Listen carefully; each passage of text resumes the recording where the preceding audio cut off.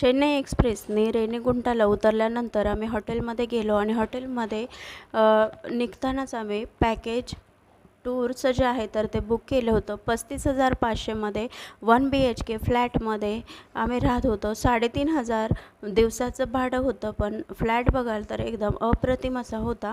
एखादा बंगला टाईप राहतोय असं एकदम सुंदर असं घर होतं. त्यानंतर इथे फ्रेश झालो, गाडी आली आणि गाडीचंही पॅकेज खाणं पिणं सगळं ऑल इन्क्लुडिंग 35,500 8 जणांसाठीचं पॅकेज आम्ही बुक केलेलं. खूप छान सुविधा आहे त्यांच्या आणि घरगुती जेवण आणि सुंदर सगळं सुंदर होतं त्यांचं. तर इथे आता आल्यानंतर वकुलामाता मंदिर थोडंसं डोंगरावर असल्यामुळे आम्ही इथून रेणीगुंटावरून 10 ते 15 मिनटाच्या अंतरावर गाडीने पोचलो.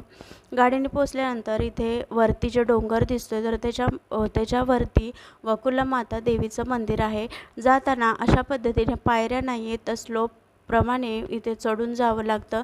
साईडचं वातावरण बघाल तर एकदम डोंगर आणि एकदम सुंदर असं वातावरण आहे. थंड वातावरण होतं आणि साईडला जे पूर्ण डोंगर आहे तर ते असं दिसत होतं की तिरुपती बालाजीचा तो डोंगर होता आणि असं बालाजी झोपले आहेत अशा पद्धतीने ते डोंगर साकारण्यात आलेलं आहे असं वाटत होतं.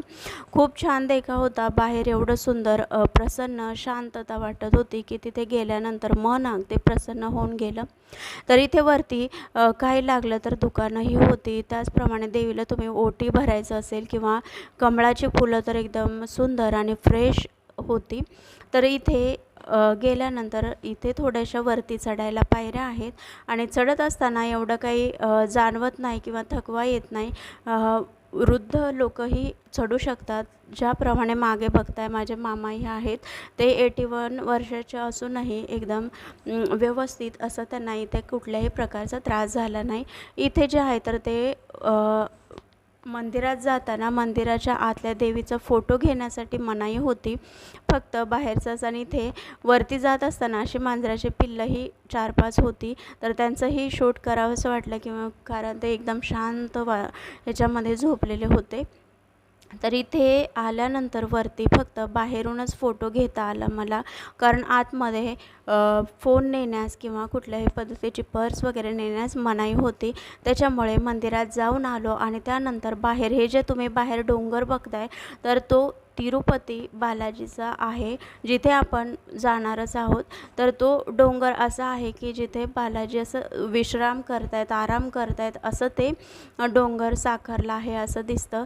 तर इथे वकुलामाता देवीचं दर्शन झालं आणि आम्ही हळूहळू त्या स्लोपनी आलो. तर तसंच खालीही जायचं होतं.